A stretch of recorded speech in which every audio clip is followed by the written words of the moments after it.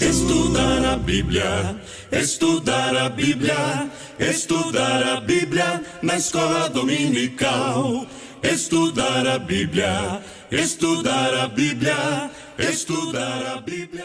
Os professores e superintendentes da escola dominical, eu vos cumprimento com a paz do Senhor Jesus Cristo. Antes de nós iniciarmos a refletirmos um pouco sobre a aula de número 11, que tem por tema o sacerdócio de Cristo e o Levítico, eu quero solicitar a você que se inscreva no nosso canal no YouTube, Caped RP. Curta e divulgue este trabalho. Esse trabalho é feito pelo Centro de Aperfeiçoamento Pedagógico de Professores da Escola Dominical das Assembleias de Deus em Ribeirão Preto, e temos notícia que está sendo bênção para muitos dos nossos irmãos que não podem estar todos os sábados às 14 horas de forma presencial. Eu lembro a todos que o CAPED funciona na Assembleia de Deus em Ribeirão Preto todos os sábados, das 14 às 16 horas. Aqui teremos apenas um vislumbre da aula, porém de forma presencial, além de todo o conteúdo que é debatido, discutido, refletido. Nós temos ainda no final do CAPED uma parte pedagógica, dinâmica, como melhor repassar esta informação ou estas informações aos seus alunos. Pois bem, apenas fazendo uma recapitulação da lição de domingo passado, uma vez que a nossa revista ela tem uma sequência lógica, estamos estudando nesse trimestre a respeito do tabernáculo, e já queremos aqui agradecer a Deus pela vida do pastor Elianai Cabral, que tem sido uma bênção para as Assembleias de Deus no Brasil. Transmitir ao pastor Elianai o nosso abraço e o nosso agradecimento por ter nos nutrido durante esse trimestre com lições tão profundas e tão preciosas.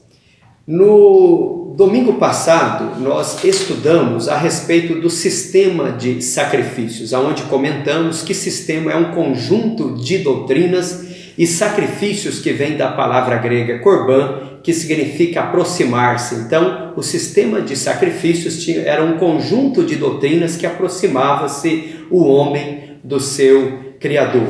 Vimos também, entre os vários tipos de sacrifícios, que nós tínhamos os sacrifícios voluntários e nós tínhamos também os sacrifícios obrigatórios.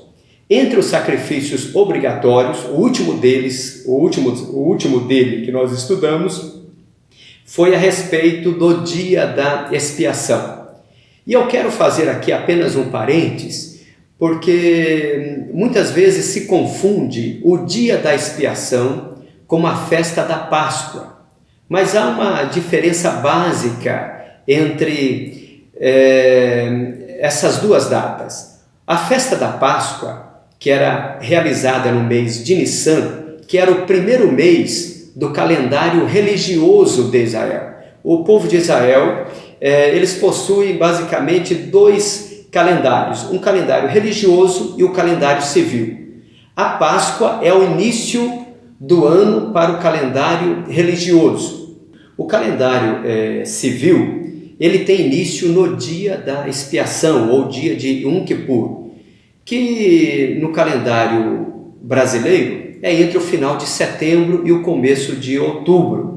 Por exemplo, o povo judeu, em termos de calendário civil, eles estão vivendo o ano 5.779. É um ano que começou inclusive no dia 10 de setembro de 2018 e vai até 29 de setembro do ano em curso. Isso é importantíssimo porque muitas das vezes se pensa que quando Jesus morreu na cruz, e algumas vezes se comenta, olha, enquanto o sumo sacerdote estava lá no templo oferecendo o sacrifício, nesse momento Jesus dá o brado na cruz e o véu do templo se rasga de alto a baixo.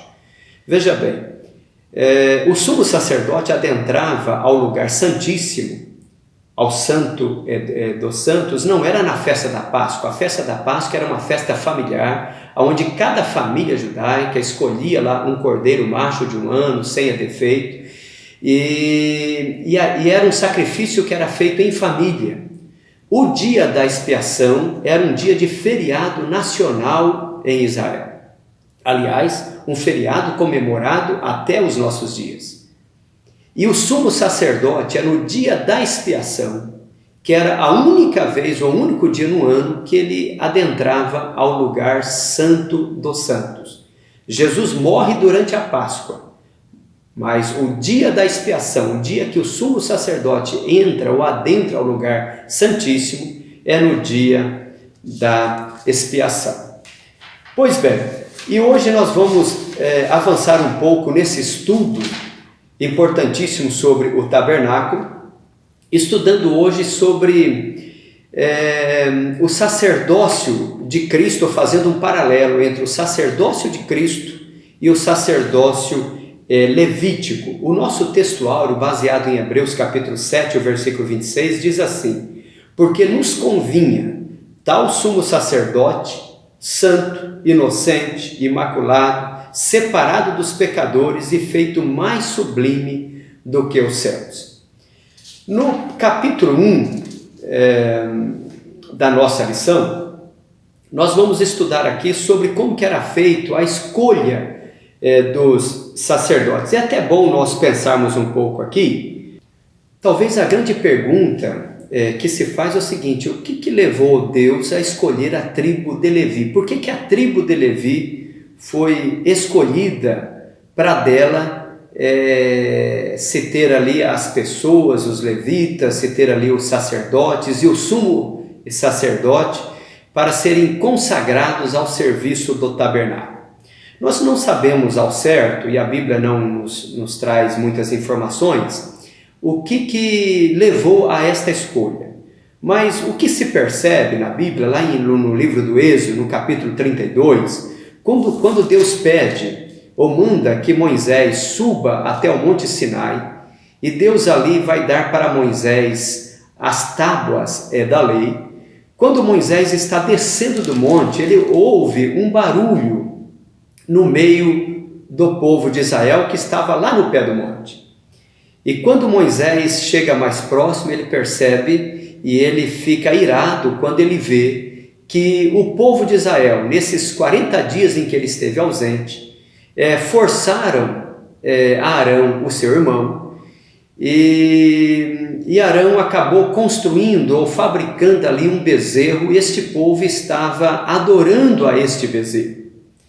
Isto enfureceu a Moisés de tal forma, e lá no capítulo 32, nós encontramos que Moisés, na sua ira, ele quebra as tábuas do testemunho, e ele conclama ao povo. No versículo de número 25 diz assim: vendo Moisés que o povo estava despido, porque Arão o havia despido para a vergonha entre os seus inimigos, pôs-se em pé Moisés na porta do arraial e disse: quem é do Senhor, vem a mim.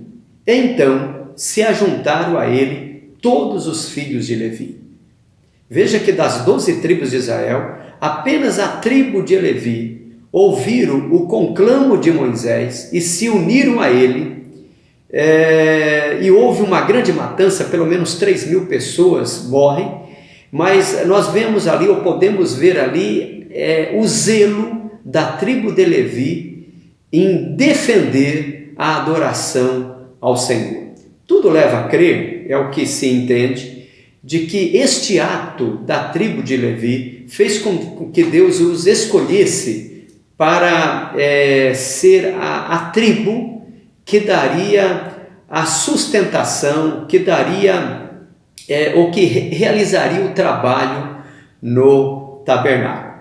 E veja que em Números, então no capítulo 3, olha o que diz o versículo 11: e falou o Senhor a Moisés dizendo, o 12, e eu, eis que tenho tomado os filhos, ou eis que tenho tomado os levitas do meio dos filhos de Israel, em lugar de todo o primogênito que abre a madre entre os filhos de Israel, e os levitas serão meus.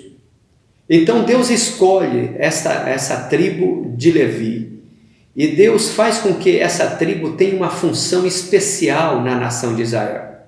Quando eles adentrassem a terra prometida, todas as tribos receberiam cada um seu quinhão, a sua herdade, as suas terras, mas a tribo de Levi não teria terra, porque o tesouro dessa tribo era o Senhor.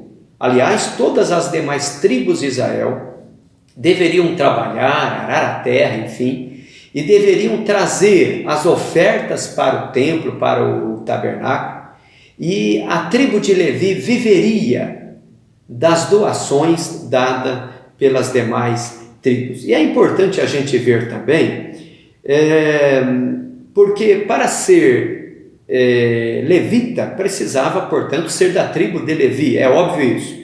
Mas para ser sacerdote não bastava ser da tribo de Levi. O sacerdote, ele precisava ser da casa de Arão. Vede, os irmãos, a Bíblia nos registra, por exemplo, em Números capítulo 1 e o versículo 53, até a forma ou aonde, o local que a tribo de Levi deveria montar o seu acampamento. O acampamento dos levitas deveria ficar ao redor do tabernáculo. É interessante a gente ver que na distribuição da onde cada tribo deveria ficar na peregrinação pelo deserto, das 12 tribos de Israel, deveria ficar 3 tribos de cada lado do tabernáculo. 3 ao norte, 3 ao sul, 3 ao leste, 3 ao oeste. Mas ao redor do tabernáculo, mais próximo ao tabernáculo, deveria ficar a tribo de Levi. Diz assim, Números 1:53. Mas os levitas assentarão as suas tendas ao redor do tabernáculo do testemunho, para que não haja indignação sobre a congregação dos filhos de Israel, pelo que os levitas terão o cuidado da guarda do tabernáculo do testemunho. A lição, ela nos destaca pelo menos 2 características especiais que os levitas precisavam ter. A primeira era a respeito do chamado. Então nós já vimos a forma provável porque Deus escolheu a tribo de Levi, nós vimos aonde eles se assentavam, nós vimos a questão de que Deus troca cada primogênito por um membro da tribo de Levi, mas são pessoas que foram escolhidas por Deus para um chamado específico. Não é diferente também nos nossos dias. Deus tem um chamado especial para cada um dos seus filhos. Nós fomos chamados para um serviço específico na casa de Deus. Deus nos chamou para sermos úteis ao seu reino, para sermos úteis à sua obra. Esta questão do serviço, se existe algo sublime que nós podemos fazer para o Senhor, é quando nós prestamos um serviço ao Senhor.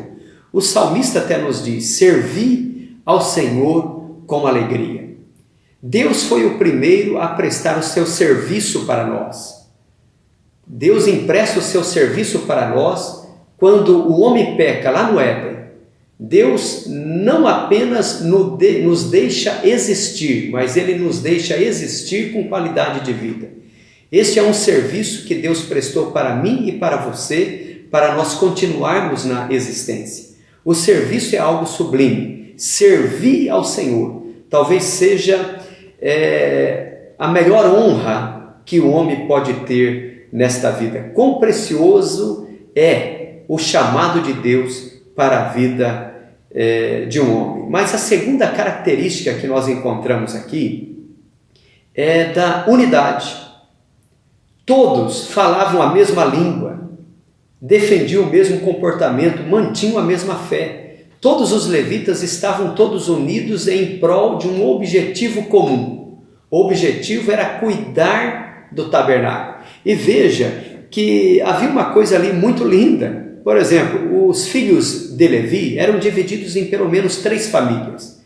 Nós tínhamos a família de Gerson, chamado Gersonitas, Tínhamos a família de Merari, chamados Meraritas, e tínhamos a família de Coate, chamados Coatitas. Cada um tinha a sua função, porém, havia uma unidade entre aquele serviço.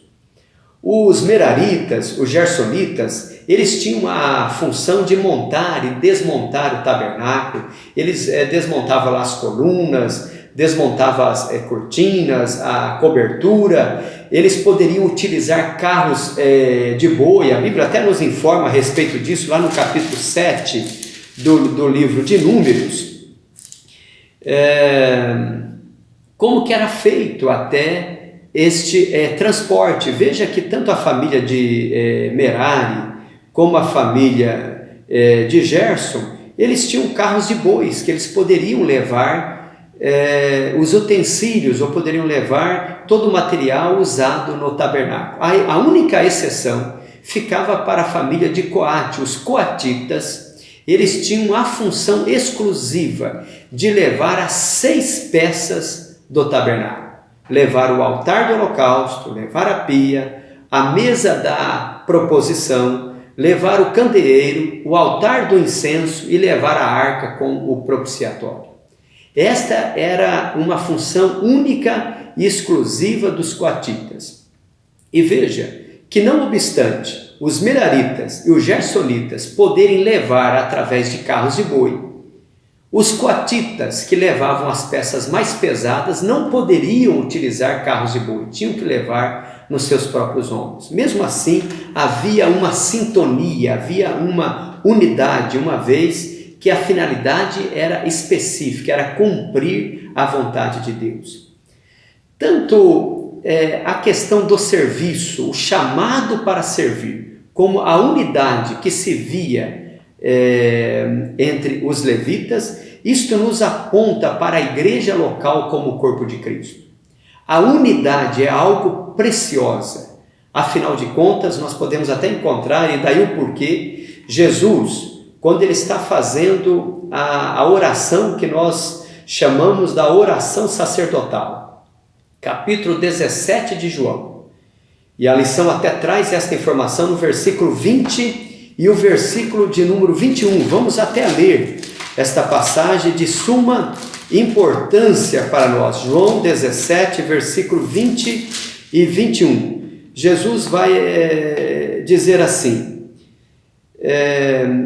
eu não rogo somente por estes, mas também por aqueles que pela sua palavra hão de crer em mim, para que todos sejam um, como tu, ó Pai, o és em mim e eu em ti, que também eles sejam um em nós, para que o mundo creia que tu me enviaste. E é interessante a gente ver que o que mostra que Cristo está em nós, o que mostra o que Cristo está fazendo em nós, é quando há unidade no meio do povo de Deus. Então o pastor Elianais cita aqui que a igreja local é o corpo de Cristo, portanto o chamamento e a unidade são a sua marca, ou seja, a marca registrada do povo de Deus. No capítulo 2 dessa lição, nós vamos ver também a respeito da vestimenta sacerdotal para prestar o serviço ao Senhor no tabernáculo. Havia toda uma simbologia nesta vestimenta. Afinal de contas, a vestimenta representava ali, era um símbolo da autoridade. O capítulo 28 do livro do Êxodo, como também o capítulo 39, ambos desses capítulos nos trata de uma forma pormenorizada a respeito das vestes usadas pelo sumo sacerdote. A Bíblia fala muito pouco a respeito das vestes dos sacerdotes.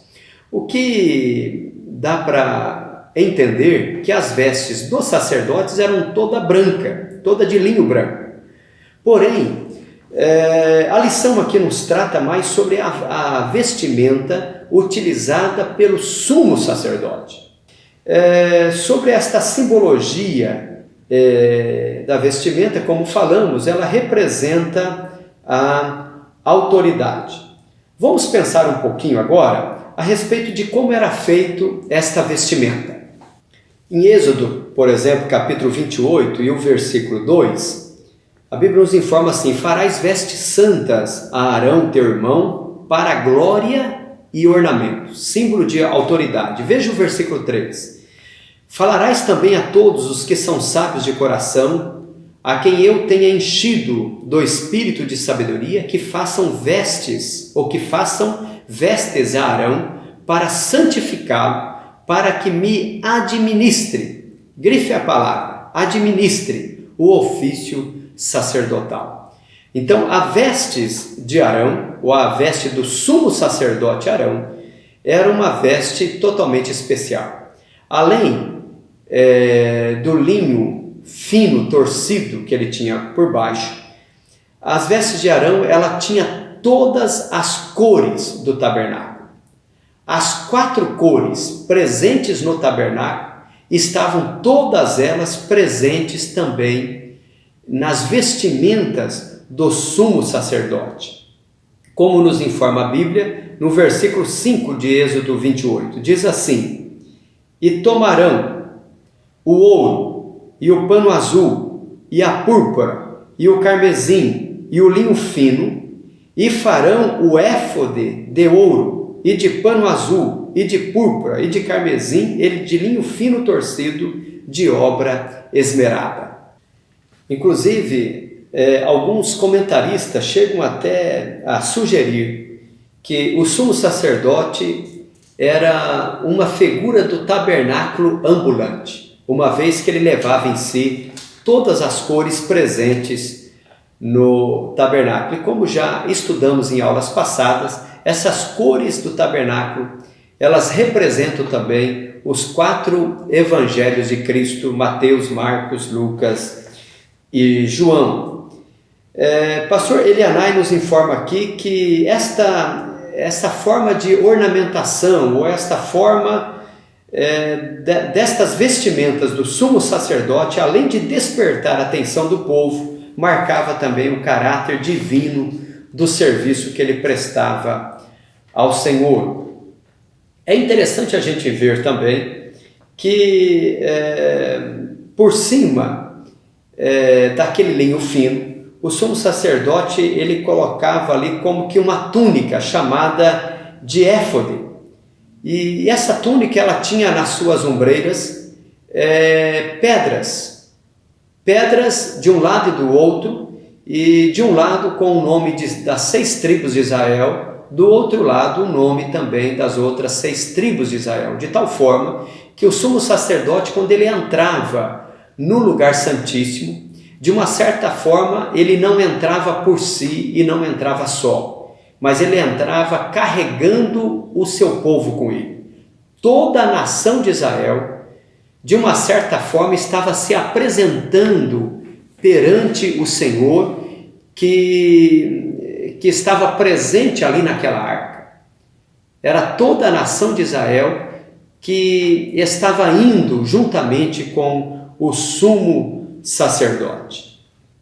O éfodo, portanto, era uma túnica, uma espécie de um avental sem manga, e como dissemos, ele tinha essas 2 pedras nas suas ombreiras, significando aí as 12 tribos de Israel, e era longa, ia possivelmente até os pés. E eu gostaria até de fazer um parênteses aqui, para comentarmos algumas coisas, porque há uma certa lenda, e isso é uma lenda, de que o sumo sacerdote, quando ele adentrava ao lugar santo dos santos, de que ele entrava e ele tinha na sua cintura uma corda amarrada para que, se eventualmente acontecesse alguma coisa com ele, quem estava fora do tabernáculo, percebendo que o sumo sacerdote não tinha voltado, poderia puxá-lo arrastando com esta corda, uma vez que, segundo ninguém podia entrar, se entrasse poderia ser fulminado. Mas isso não passa de uma lenda, a Bíblia não registra a respeito disso, e é até bom que você, professor da escola dominical, se eventualmente surgir algum comentário a respeito disso na sua sala, você possa trazer a informação de que a Bíblia não dá margem a esse tipo de informação. O que a Bíblia vai nos trazer lá em Êxodo, capítulo 28, e o versículo 33 e o 35, é sobre as campainhas de ouro que tinha nestas vestimentas. Diz assim o versículo 34: uma campainha de ouro e uma romã, outra campainha de ouro e outra romã haverá nas bordas do manto ao redor, e estará sobre Arão quando ministrar, para que se ouça o seu sonido quando entrar no santuário diante do Senhor e quando sair, para que não morra.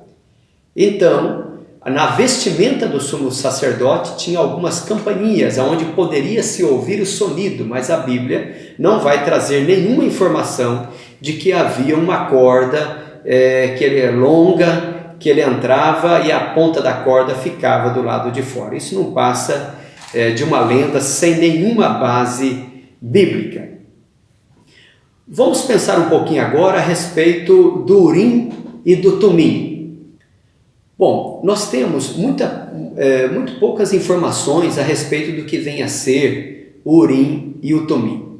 Porém, o pouco que nós temos é suficiente para entender que Urim e Tumim era algo que o sumo sacerdote ele utilizava, era feito de pedras, que era colocado dentro do peitoral. E quando o sumo sacerdote ele entrava no lugar santo dos santos, isso está lá em Êxodo 28, versículo 30, diz assim: também porais no peitoral do juízo Urim e Tumim, para que estejam sobre o coração de Arão, quando entrar diante do Senhor. Assim, Arão levará o juízo dos filhos de Israel sobre o seu coração diante do Senhor continuamente, dando o entender que Urim e Tumim era uma forma de comunicação. Aliás, o pastor Abraão de Almeida, no seu livro Tabernáculo e a Igreja, editado pela nossa casa publicadora, ele diz justamente isso.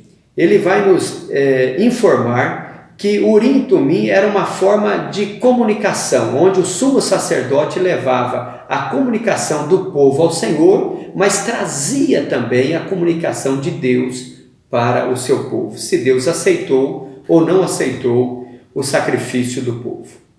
Nós temos, por exemplo, outras passagens bíblicas que vai nos falar a respeito do Urim e Tumim. Por exemplo, em Números, no capítulo de número 27 e o versículo de número 21, como também o capítulo 26, versículos 55 e 56, dá-nos o entender que Urim e Tumim não poderia ser usado para ver qual era a vontade de Deus para assuntos pessoais, e sim apenas para a nação de Israel. Então não poderia ser usado para saber a vontade de Deus para uma pessoa em específico, mas sim para a nação como um todo.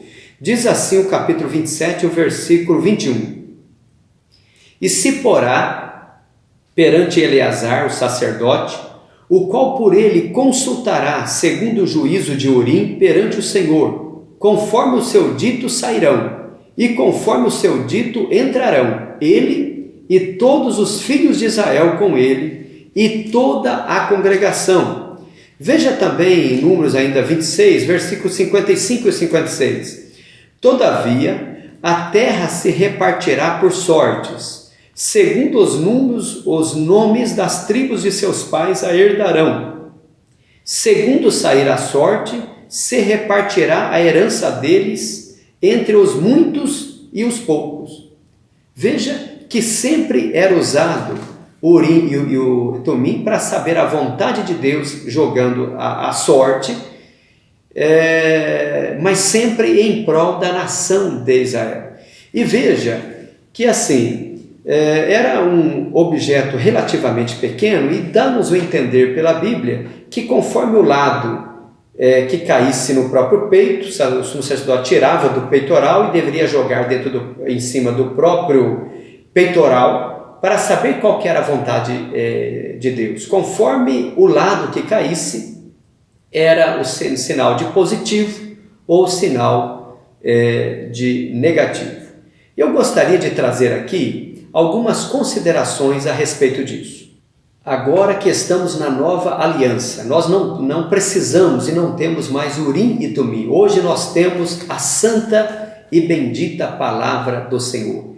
Ela é a nossa regra de fé. Ela é o nosso manual. É por ela que nós conhecemos qual é a vontade do Senhor. A palavra de Deus é aquela que é a espada que vai até a divisão da alma e do espírito. É apta para entender a intenção do coração do homem. É por ela que nós sabemos qual é a vontade do Senhor. Deus não pode ser manipulado. Nós precisamos viver sim uma vida digna de um verdadeiro cristão diante do Senhor, compreendendo o seu querer e a sua vontade através da sua bendita palavra. Passemos agora para o último capítulo desta lição, o capítulo de número 3, que vai nos falar sobre o sacerdócio de Cristo. Nós encontramos aqui, pelo menos, duas origens do ofício sacerdotal. A primeira é o que a Bíblia menciona lá no livro do Gênesis, no capítulo 14, a partir do versículo 18, quando Abraão, depois de vencer uma batalha, ele dá o dízimo a Melquisedeque. Diz assim o versículo 18: E Melquisedeque, rei de Salém, trouxe pão e vinho, e este era sacerdote do Deus Altíssimo. Então vejam, os irmãos, que o ofício sacerdotal não começou com Levi, ou com a tribo de Levi, mas o ofício sacerdotal, o primeiro sacerdote que a Bíblia menciona, nós já encontramos no livro do Gênesis, no capítulo 14, o Melquisedeque.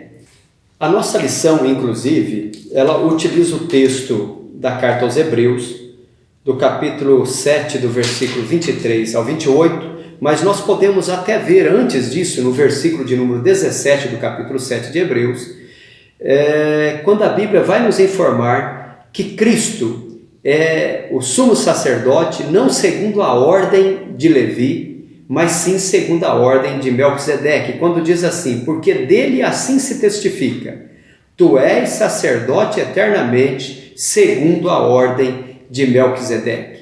E é importante a gente observar aqui, o capítulo 7, por exemplo, o versículo 26, vai nos informar assim: porque nos convinha tal sumo sacerdote, santo, inocente, imaculado, separado dos pecadores e feito mais sublime do que os céus.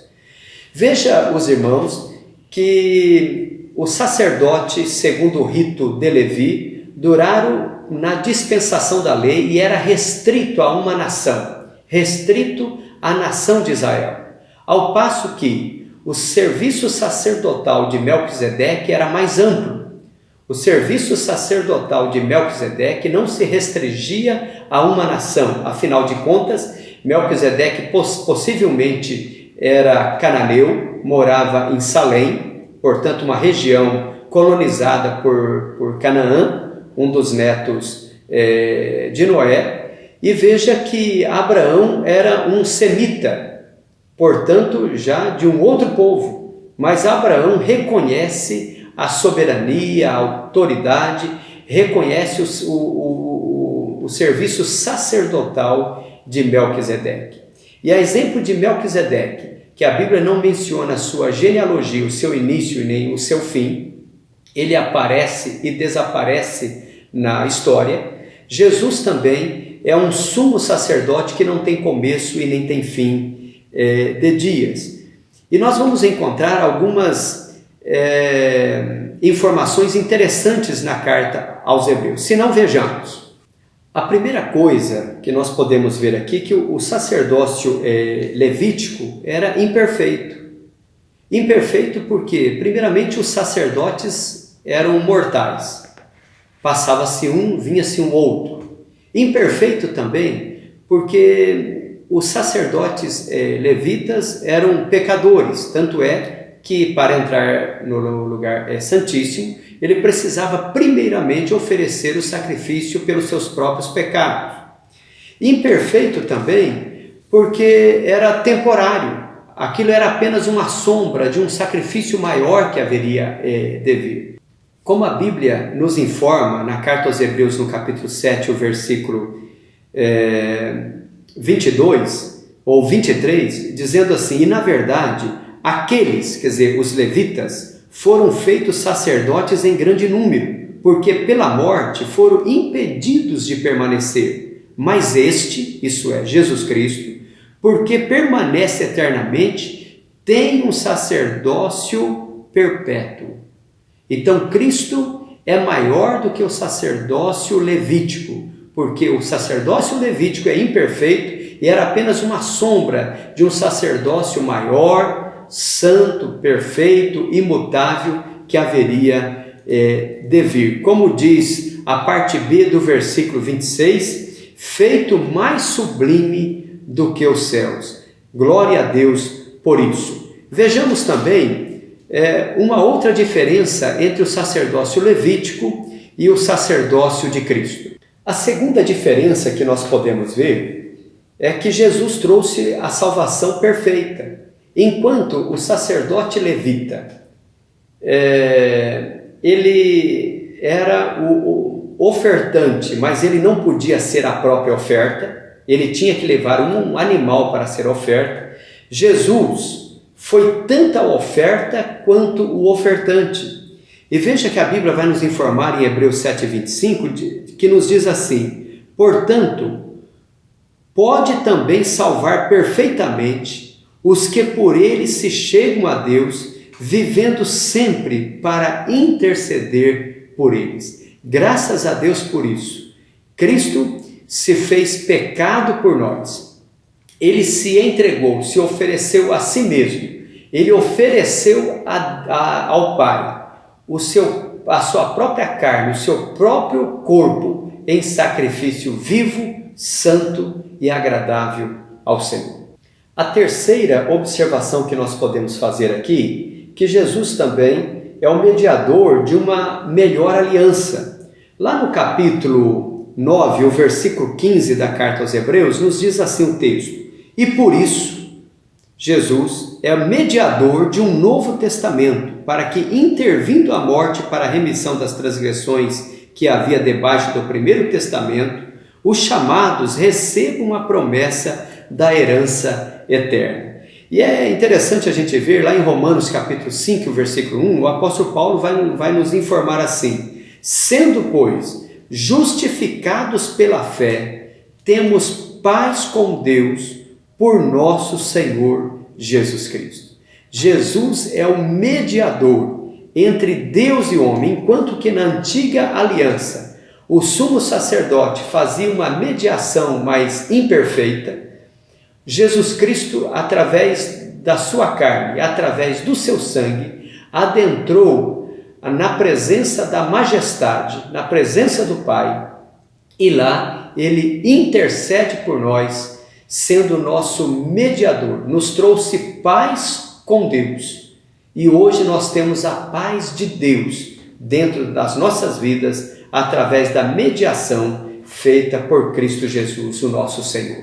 Graças a Deus por isso. Então, o sacrifício perfeito de Cristo na cruz do Calvário nos abriu um novo e vivo caminho pelo véu, como nos diz a Bíblia em Hebreus 10 e 20, isto é, pela sua carne. E o versículo 22 ainda nos diz: cheguemo-nos, pois, com verdadeiro coração e inteira certeza de fé, tendo o coração purificado da má consciência e o corpo lavado na água limpa. Graças a Deus por isso. O sacrifício de Cristo na cruz do Calvário nos abriu o caminho, nos reconciliou com o Pai, fazendo com que tenhamos ou temos agora a paz com Deus e a paz de Deus. E este novo e vivo caminho que Jesus nos abriu através da sua carne e do seu sangue na cruz do Calvário é suficiente para fazer com que o homem esteja cada dia diante da presença de Deus Pai. Agradeço a todos os irmãos que estiveram nesses momentos de reflexão, compartilhando da palavra do Senhor. Que os irmãos possam ter uma aula abençoada neste domingo. Que cada aluno, ao ouvi-lo na sua classe, possa ser ricamente abençoada ou abençoados pelo Senhor. Que Deus os abençoe. Amém.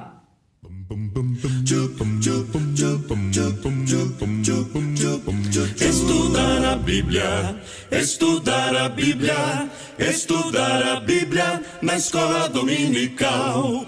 Estudar a Bíblia, estudar a Bíblia, estudar a Bíblia.